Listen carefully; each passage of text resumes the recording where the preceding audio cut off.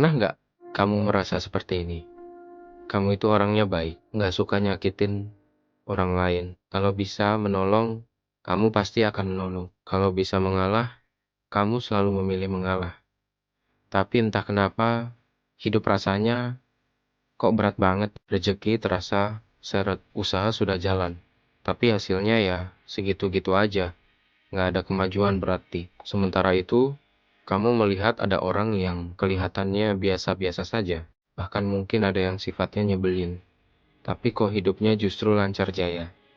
Rezekinya seolah mengalir tanpa henti. Kalau pertanyaan ini pernah terlintas di hati dan pikiranmu, video ini adalah jawaban untuk kamu. Banyak sekali dari kita yang tumbuh dengan keyakinan seperti ini. Kalau saya jadi orang baik, Tuhan pasti akan kasih rezeki yang banyak. Masalahnya, alam semesta tidak bekerja berdasarkan penilaian moral, baik atau buruk. Alam semesta bekerja berdasarkan energi dan resonansi batin kita. Ini poin yang sangat penting untuk dipahami. Alam semesta tidak sedang menilai kamu orang baik atau orang jahat. Yang dibaca dan direspons oleh alam semesta adalah apa yang kamu rasakan tentang dirimu sendiri, apa yang sebenarnya kamu yakini di dalam hati, dan bagaimana kamu memposisikan dirimu dalam kehidupan. Dan sayangnya, disinilah banyak sekali orang baik yang terjebak tanpa sadar. Mereka baik keluar, tapi energi batinnya justru menghalangi datangnya kelimpahan. Mari kita bedah lebih dalam. Ada beberapa pola batin yang sering dimiliki orang baik, yang tanpa disadari, justru memblokir aliran rezeki. Pola pertama adalah terlalu ikhlas sampai menghapus hak diri sendiri. Banyak orang baik yang terbiasa sekali berkata, ya sudahlah, nggak apa-apa kok.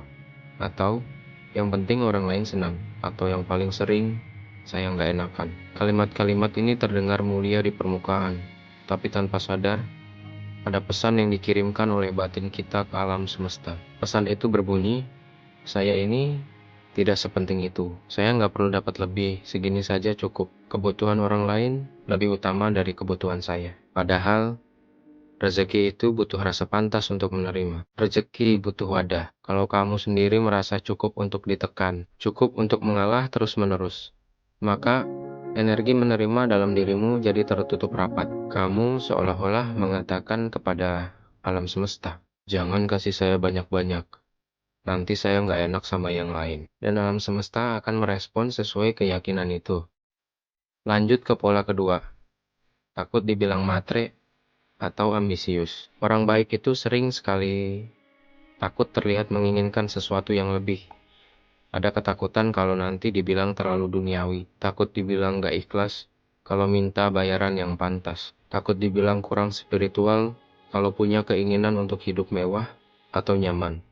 Akhirnya, apa yang terjadi? Semua keinginan itu dikubur dalam-dalam, ditekan, disembunyikan, bahkan dianggap sebagai sesuatu yang salah. Padahal, keinginan itu adalah bahasa jiwa. Keinginan adalah bahan bakar untuk bertumbuh dan bergerak maju. Menolak keinginan sama saja dengan menolak aliran kehidupan itu sendiri.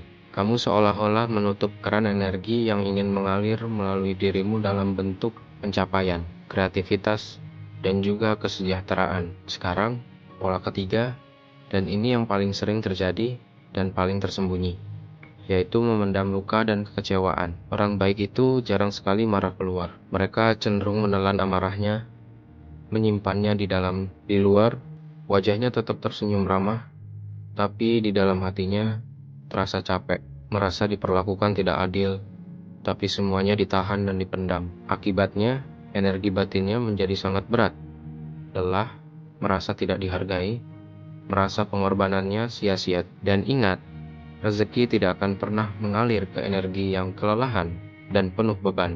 Rezeki adalah energi yang ringan, yang mengalir ke tempat yang ringan dan penuh rasa syukur, bukan ke tempat yang penuh dengan kekecewaan terpendam. Nah, disinilah muncul pertanyaan berikutnya. Kenapa orang yang kelihatannya jahat atau menyebalkan malah seringkali hidupnya lancar? Ini bukan berarti kita membenarkan perilaku buruk mereka. Sama sekali bukan. Tapi kalau kita lihat dari sudut pandang energi, mereka punya satu hal yang seringkali tidak dimiliki oleh orang baik yang terjebak pola tadi, yaitu Mereka tidak merasa bersalah untuk menerima lebih.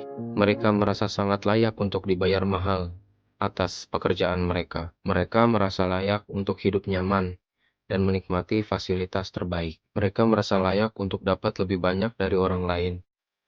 Mereka tidak punya rasa nggak enakan. Mereka tidak takut meminta haknya. Sementara banyak orang baik yang justru merasa, saya nggak enak kalau minta segini, atau takut kebanyakan nanti dikira serakah. Ingat prinsip di awal tadi, alam semesta mengikuti keyakinan dan rasa pantas, bukan penilaian moral dari manusia. Alam semesta hanya memberikan apa yang kita yakini pantas kita terima. Lalu, bagaimana cara mengubahnya? Apakah solusinya adalah dengan berhenti menjadi orang baik?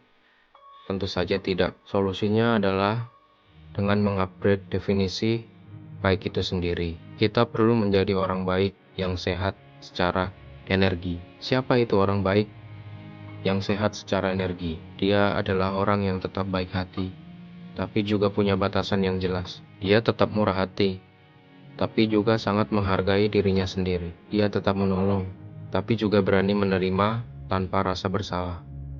Mulai sekarang, coba ucapkan ini pelan-pelan di dalam hatimu. Ucapkan dengan perasaan, saya boleh menjadi orang baik dan tetap hidup berkecukupan. Saya boleh menjadi orang yang spiritual dan tetap hidup sejahtera. Saya layak menerima semua kebaikan dan kelimpahan tanpa perlu merasa bersalah. Ulangi terus afirmasi ini sampai meresap ke dalam batinmu. Ingat, rezeki itu bukanlah hadiah untuk orang yang paling sabar menderita. Rezeki adalah aliran energi yang datang kepada mereka yang paling selaras batinnya, yang paling merasa pantas, dan yang paling terbuka untuk menerima. Kalau kamu adalah orang baik dan merasa video ini seperti sedang berbicara langsung tentang perjalanan hidupmu, saya ingin mengajakmu untuk menulis di kolom komentar. Saya sedang belajar menerima. Ini bukan untuk pamer, tapi sebagai bentuk komitmen dan penegasan kepada dirimu sendiri bahwa kamu siap untuk berubah dan membuka diri terhadap kelimpahan.